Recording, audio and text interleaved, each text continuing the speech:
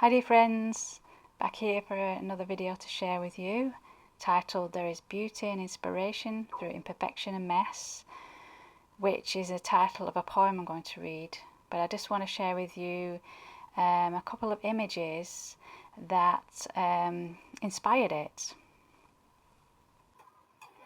So as you can see in this picture, we have a ruffled bedsheet and a fairy. And the ruffled bedsheet was the inspiration for this poem that I'm going to read to you, and the title of this video. And it was one morning I woke up and I just got out of bed and I was prompted to take a photograph of my bedsheet. And when I did, I noticed that it looked a very rough version of a fairy. So I decided to use it as the inspiration for the picture you see next to the picture of the ruffled bedsheet. So before I talk any further, I'll just read this poem. There is beauty and inspiration through imperfection and mess. Within the core of our shadows, we are triggered to address. It lies in our failures, mistakes, stumbles and falls, the rust of the railings and crumbling walls. Scribbles, paint dribbles, splatters and drips, collage papers with wonky rips, weather-worn window frames, old crooked doors, the cracks in the pavement, uneven floors. Wiggles and twists of tree branches, wild messy hair, wind-blown leaves scattered everywhere. Ruffles on the bedsheet, where a fairy is seen. Creativity is birthed from disruption, more than the manicured or pristine. So what this is saying basically is that our so-called failures, imperfections, mistakes are actually not something to avoid or dismiss, hide. Actually, because they've got some potential there is potential in these occurrences. And this is what I discovered through the ruffled bedsheet, which led on to creating the fairy. It's showing us when these things happen like this, that it's like an opening for something new to be birthed, creativity to flourish. It's like a reveal. It can reveal something that we wouldn't have seen if that so-called failure or imperfection hadn't happened. I used to be so fearful of making mistakes and failing, and because of my upbringing, where perfectionism and meeting standards was very, very important, and if I couldn't meet those standards or expectations, then I would be given a hard time. So it really it became a fear to be like that, to show my flaws and weaknesses and imperfections. And so I became pretentious, and I started procrastinating whenever it came to trying something new, and just overthink, So all these issues start to, happen because of this idea that we are to do things perfectly and to do them really well, or otherwise, you're no good for nothing. And this is like the conditioning that we experience, that's instilled in us, from a young child. And so this was really the starting point for me to start to realise that this is, when things go awry, when things don't work out, that actually it isn't as bad as I was making it out to be. It was really showing me something, a gift in that experience. I also, I used to do a business in spirit art, and this didn't really work out that well. But even though that didn't work out, I learned so much from that experience. I learned a lot about myself in the process.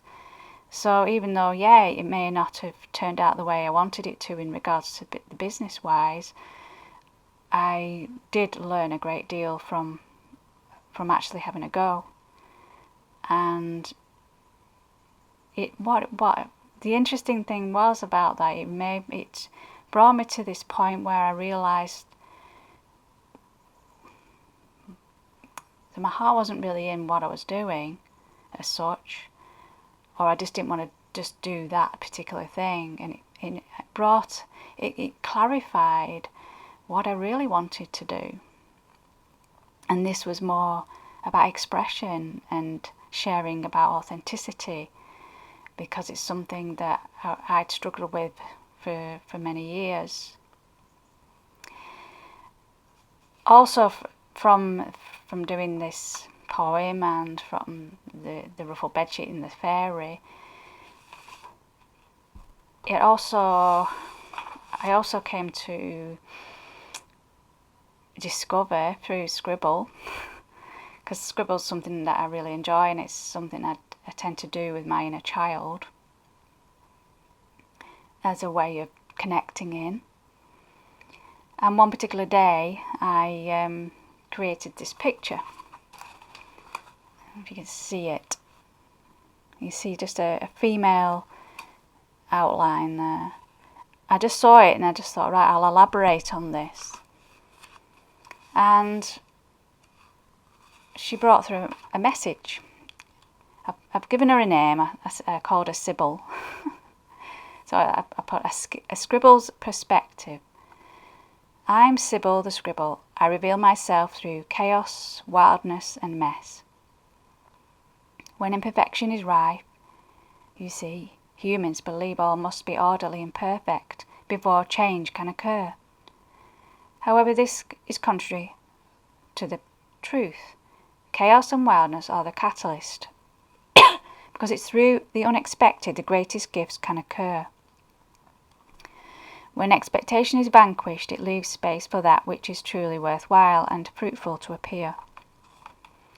I, as scribble, remind you to just allow things to unfold, for things to reveal themselves in good time. I'm can't say the word. I'm the personification of freedom, because I am born from the disruption, that which is no particular form, yet can take form, then disperse at will. There is no attachment here, no fixed ideas, only playfulness, for I am the untamed energy of the divine, reminding you to surrender. Surrender preconceived ideas, the need for outcomes, for it to be a certain way. I'm your muse who seeks not to achieve, but to express and experience. I'm the dance of the divine, swirling round and round through marks made by the artist, pencil, flowing in a graceful, flowing, unpredictable seeming mess. So what Sybil's trying to say is that it's not so much about the outcomes and results of things. It's more just expressing and experiencing. That's what we're here for, is to experience. The soul wants to experience many different experiences.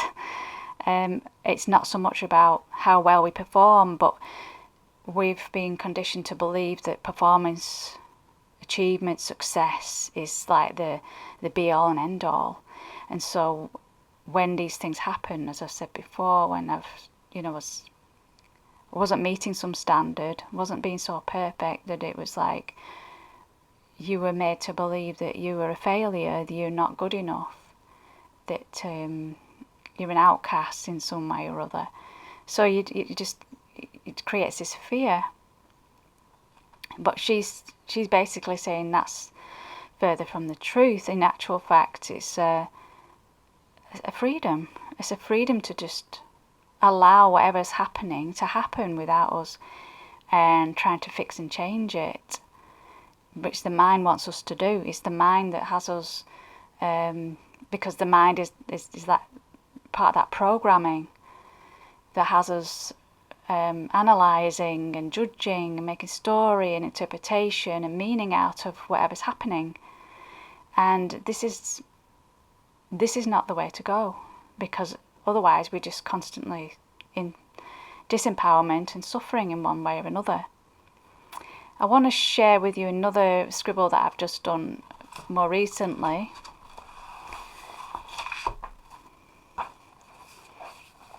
This is a scribble of a little boy that came through, and the colour's quite significant as well. And this little boy, I felt like there was some message that was coming through from this child as well. And I think what really stood out for me was, the blue that I used. The blue is very much it's connected to our throat chakra. It's connected to expression, creative expression. And if you see a child, if you've got children of your own, or you work with children, or you observe children in one way or another, they are not concerned about performance. They're not concerned about the outcomes, results of whatever they do. Like Sybil has mentioned, it's not about any end result. It's about just expressing and I've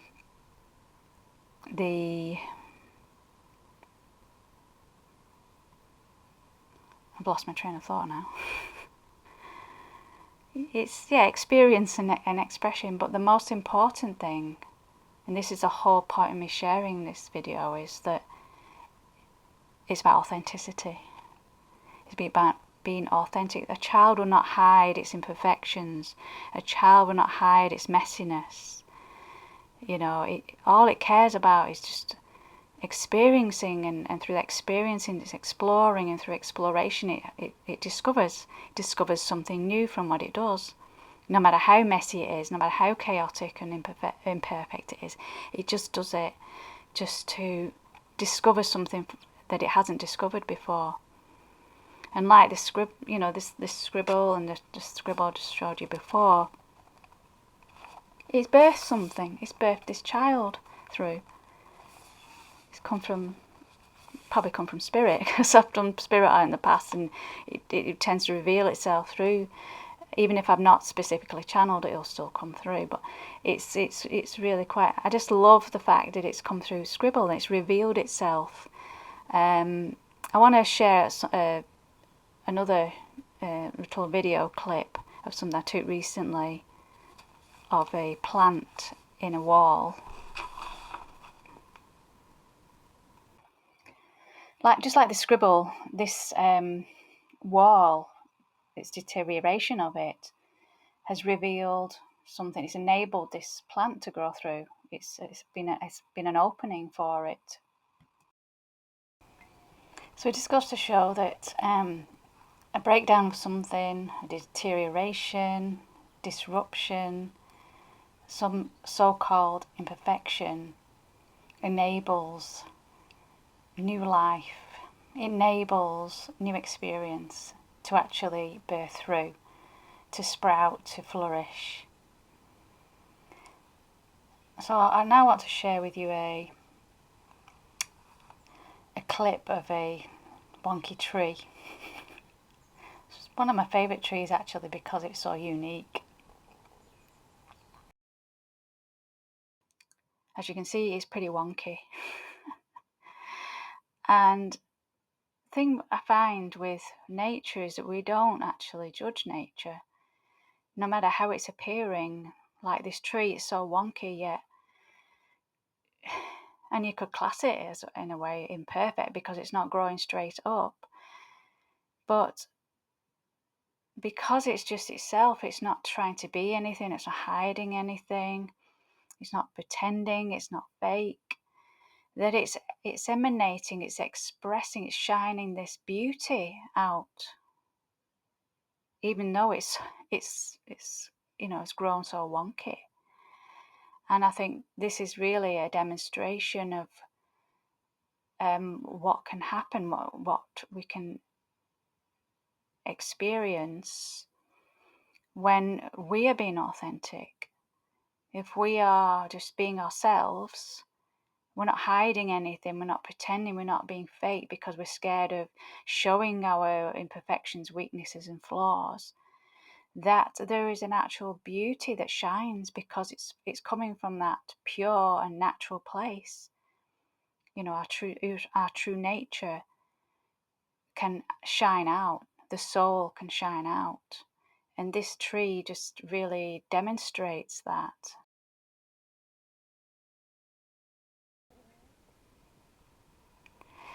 So when we are hiding ourselves or hiding these aspects of ourselves that we think shouldn't be seen, like our weaknesses and imperfections and flaws, it's actually holding the soul hostage. But and we're dishonoring the soul by doing that, because we are multifaceted. And yes, we've got these strengths and we've got talents and abilities that we can do easily and adeptly. But there's other aspects of ourselves that perhaps need more practice, need more work. But the whole point is that the soul just wants to show up, regardless of whether it's a weakness or it's a strength. Because when we do, we are experiencing, and that's, as I said earlier in the video, that's the most important thing. And we're being authentic when we do this. And this authenticity, it is actually, it creates a magnetism which attracts people, because you are being yourself. You're not pretending, you're not being fake, you're not hiding anything. So they pick that energy up, and this is so important. Energy is, the whole planet, humanity is all made of energy. And when we are being our truest self and we're not hiding anything in shame, or because we think other people are going to judge and ridicule and everything, we just show up, then we're attracting people in, because they feel this sense of ease and comfort and safety to be themselves. It gives them the freedom permission to be themselves, because you have given yourself the permission to be yourself. Because you're not hiding anything, you're just being natural, like the wonky tree. It doesn't matter how wonky you are, how imperfect your body is, because I know we have real hang-ups around body. But as I say, the soul doesn't care about that. The soul just wants to show up, regardless of our appearance, regardless of how we perform in the world.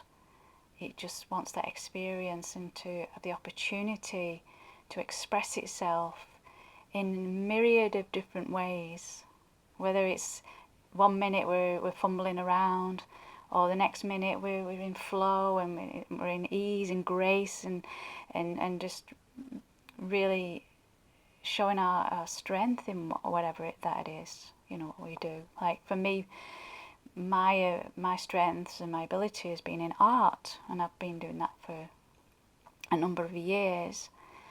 But then the soul has wanted to be to trace something different, which is speaking, because it's something I haven't done much of, but it's yearned to express in this way. But it's not my strong area. But it wanted to show up, so this is what I'm doing, honouring the soul in this way.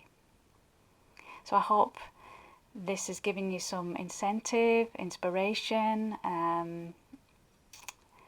to just be you, to express yourself, no matter how well it's coming through, how well it's showing up, because whatever happens, you're going to benefit from it. You're going to learn something from it. You're going to experience and discover something from this. And to know that there is beauty in your imperfections, there's beauty in your authenticity. It'll just shine out into the world. And you'll gain that sense of freedom because you're not restricting yourself in any way. You're not closing yourself down, because when we're hiding, we're actually closing ourselves down. We're closing that life force down instead of expanding. And the only way to expand, the only way to evolve, to grow, and to know who we truly are is by showing up just as you are, in your authenticity, in your simplicity, in your imperfection. This is the most naturalist way of living, regardless of what the rest of the world's doing.